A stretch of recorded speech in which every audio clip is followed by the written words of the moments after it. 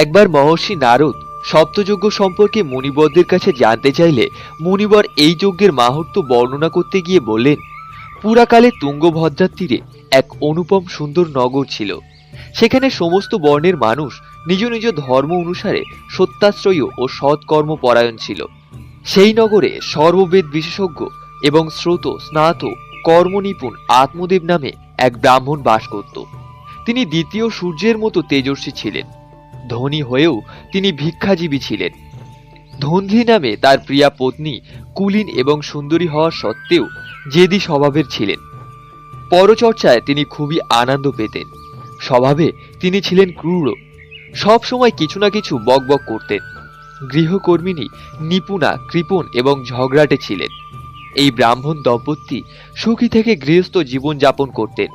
অর্থ এবং ভোগবিলাস সামগ্রী তাদের প্রচুর ছিল, ঘরবাড়িও সুন্দর ছিল, কিন্তু তাদের মনে শান্তি ছিল না। যখন বয়স এইভাবে অনেক বেড়ে গেল, তখন সন্তান লাভের জন্য তারা নানান রকম পূর্ণ কর্ম করতে আরম্ভ করল এবং দিন দুঃখীদের গো, ভূমি, সুবর্ণ ও বস্ত্রাদি দান করতে লাগলেন। এই রকম ধর্মকর্ম দ্বারা তারা তাদের অর্ধেক সম্পত্তি শেষ করে ফেলল। তবুও পুত্র বা কন্যা জন্মালো না। ফলে সেই ব্রাহ্মণ খুবই চিন্তিত হয়ে পড়লেন। একদিন সেই ব্রাহ্মণ অত্যন্ত দুঃখী হয়ে ঘর ছেড়ে বনে চলে গেলেন। দ্বীপ্রহর কালে তৃষ্ণার্ত হয়ে তিনি এক সরোবরের কাছে পৌঁছলেন। সন্তানের অভাবজনিত দুঃখে তার দেহ অত্যন্ত কৃশ হয়ে পড়েছিল।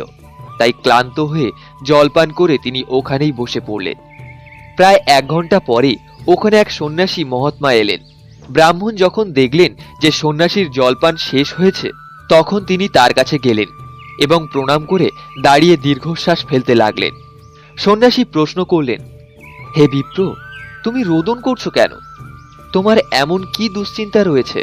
তোমার দুঃখের কারণ শীঘ্র আমায় বলো। ব্রাহ্মণ বললেন, প্রভু, আমার পূর্বজন্মের সঞ্চিত পাপের কথা কি আর আপনাকে বলবো।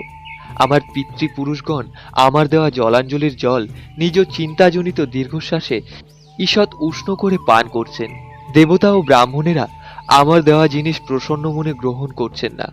সন্তানের অভাবে আমি এতই দুঃখী যে আমি সমস্ত কিছু শূন্য দেখছি। আমি প্রান্তিক করার জন্যই এখানে এসেছি। সন্তানহীন আমার এই জীবনকে ধিক, সন্তানহীন গৃহকে ধিক, সন্তানহীন ধনীকে ধিক, নিঃসন্তান বংশকেও ধিক। আমি যে গাভী পালন করছি সেটিও সর্বদা বন্ধা হয়ে যাচ্ছে। যে গাছ লাগাই তাতেও ফুল ফল আসে না। আমার বাড়িতে যে ফল আনা হয় তা অতি শীঘ্রই পচে যায়। আমার মতো অভাগা ও পুত্রহীনের এই জীবন কোন কাজে লাগবে? এই কথা বলে সেই ব্রাহ্মণ দুঃখে ব্যাকুল হয়ে সন্ন্যাসী মহাত্মার কাছে উচ্চস্বরে কাঁদতে লাগলেন। এই দেখে সন্ন্যাসীর হৃদয়ে করুণার আবির্ভাব হলো। তিনি যোগনিষ্ঠ ছিলেন।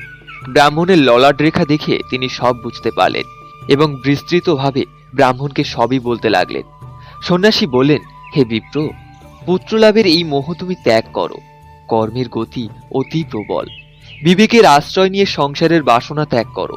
হে বিপ্রবর, শোনো, তোমার প্রারব্ধ দেখে বোঝা যাচ্ছে যে আগামী 7 জন্ম পর্যন্ত কোনো রকম ভাবেই তোমার কোনো সন্তান হবে না।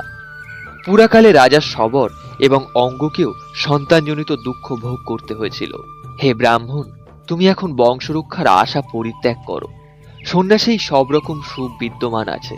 ব্রাহ্মণ বললেন, হে মহাত্মা, বিবেক দিয়ে আমার কি হবে? আপনার যোগ বলে আপনি আমায় পুত্র দান করুন, তা না হলে আমি আপনার সম্মুখে শোকমূর্ছিত হয়ে প্রাণ ত্যাগ করছি। যার মধ্যে স্ত্রী পুত্রের সুখ নেই, সেই রকম সন্ন্যাস তো সর্বত্রভাবেই নীরস। সংসারে পুত্র পুত্রাদি মুখরিত, গৃহস্থ আশ্রমিত সব থেকে সরস। ব্রাহ্মণের এই রকম আগ্রহ দেখে সন্ন্যাসী বলেন, বিধিলিপির ওপর হঠকারিতা করতে গিয়ে রাজা চিত্রকেতুর অশেষ কষ্ট ভোগ হয়েছিল। অতএব দৈব যার সকল চেষ্টা নিষ্ফল করে দেয়, সেই মানুষের মতো তোমার ভাগ্যেও পুত্র সুখ নেই। তুমি অত্যন্ত জেদ করে প্রার্থী রূপে আমার কাছে এসেছ। এই অবস্থায় আমি তোমাকে কি বলবো? সেই মহাত্মা যখন বুঝলেন যে এই ব্রাহ্মণ কিছুতেই নিজের জেদ ছাড়বে না, তখন তিনি ব্রাহ্মণকে একটি ফল দিয়ে বললেন, এই ফলটি তুমি তোমার স্ত্রীকে খাইয়ে দাও। এতে তার এক পুত্র হবে। 1 বছর পর্যন্ত তোমার স্ত্রীকে সত্য, শৌচ, দয়া, দান ও এক আহারে নিয়ম পালন করতে হবে। এই রকম করলে তোমার সেই পুত্র অত্যন্ত শুদ্ধ স্বভাবের হবে। এই কথা বলে সেই যোগী সেখান থেকে চলে গেলেন, আর ব্রাহ্মণ নিজের বাড়িতে ফিরে এলেন। বাড়ি এসে সেই ফলটি তিনি তার স্ত্রীর হাতে দিয়ে অন্য কাজের জন্য বেরিয়ে গেলেন। তার স্ত্রী তো কুটিল স্বভাবের ছিলেনই। তিনি কাঁদতে কাঁদতে তার এক বান্ধবীকে বলতে লাগলেন, শৈল, আমার তো বড় চিন্তা হচ্ছে ভাই। আমি এই ফল খাবো না।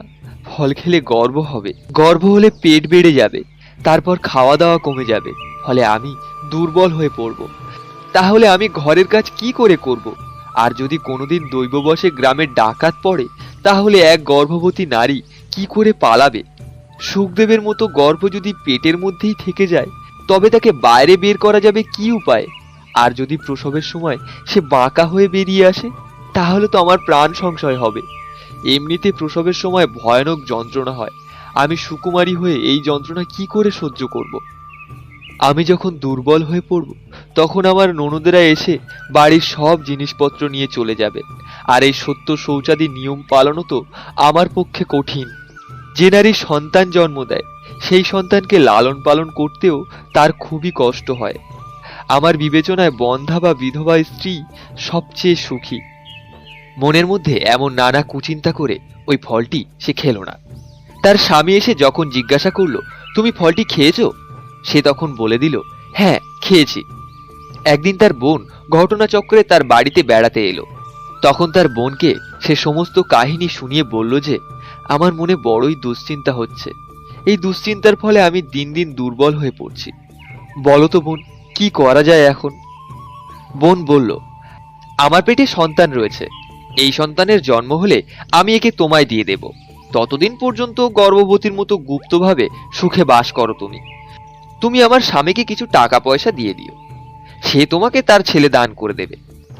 আর আমিও এমনভাবেই প্রচার করব যাতে সকলেই এই কথা বলবে যে আমার ছেলে জন্মের 6 মাসের মধ্যেই মারা গেছে। আর আমি রোজ বাড়িতে এসে তোমার ছেলেকে লালন পালন করতে থাকবো। যাও, তুমি এখন পরীক্ষা করার জন্য এই ফলটি গরুকে খাইয়ে দাও। স্ত্রীসুলভ স্বভাববশত বোন যা বলল, ব্রাহ্মণী তাই করল। এরপর যথাসময়ে ওই বোনের ছেলে হলো।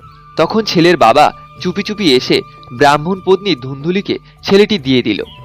এদিকে সে নিজের পতি আত্মদেবকে বলল যে, আমি নির্বিঘ্নে পুত্র সন্তান প্রসব করেছি, এইভাবে আমাদের ছেলে হয়েছে।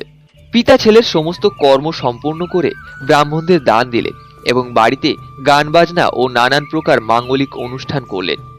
ধুন্ধুলি তার স্বামীকে বলল, আমার স্তনে দুধ নেই, তাহলে গরু বা অন্য প্রাণীর দুধে কি করে আমি আমার সন্তানকে মানুষ করব? আমার বোনের কিছুদিন আগে ছেলে হয়েছে, সেও মারা গেছে। তাকে ডেকে এনে এখানে রাখি, সে নিজের বুকের দুধ দিয়ে এই সন্তানকে মানুষ করবে। তখন নিজের ছেলের কথা ভেবে আত্মদেব এতে রাজি হয়ে গেল। মাতা ধুন্ধলি ছেলের নাম রাখলেন ধুন্ধকারী। এরপর 3 মাস কেটে গেল। তখন সেই গরুটি মানুষের মতো একটি বাচ্চা প্রসব করল। সেই বাচ্চাটির সর্বাঙ্গ সুন্দর, নির্মল, দিব্য ও সোনার মতো কান্তিমান হলো। তাকে দেখে ব্রাহ্মণের খুব আনন্দ হলো এবং তিনি নিজেই সেই বাচ্চার সংস্কার করলেন। এই খবর পেয়ে সকলেরই খুব অবাক লাগলো এবং তারা এই বাচ্চাকে দেখতে আসতে লাগলো। তারা নিজেদের মধ্যে বলা বলি করতে লাগলো, দেখ ভাই দেখ, আত্মদেবের কেমন সৌভাগ্যের উদয় হয়েছে, দেখ দেখ, হ্যাঁ ঠিক বলেছিস, দেখ দেখ, হ্যাঁ দেখ দেখ, কেমন আশ্চর্য ব্যাপার না? এই গরুর পেটেও এমন দিব্যকান্তি সন্তান জন্মালো। দৈবযোগে এই গুপ্ত রহস্যের ব্যাপারে কেউই জানতে পারল না। ছেলেটির কান দুটো গরুর কানের মতো দেখতে হওয়াতে আত্মদেব তার নাম রাখলেন গোকর্ণ। পরের অংশটি শোনার জন্য এখনই আমাদের চ্যানেলটিকে সাবস্ক্রাইব করে দিন এবং পাশে থাকা বেল আইকনটি অবশ্যই প্রেস করে দিন, যাতে সবার প্রথমে আমাদের চ্যানেলের নোটিফিকেশন আপনার কাছে পৌঁছে যায়। ধন্যবাদ।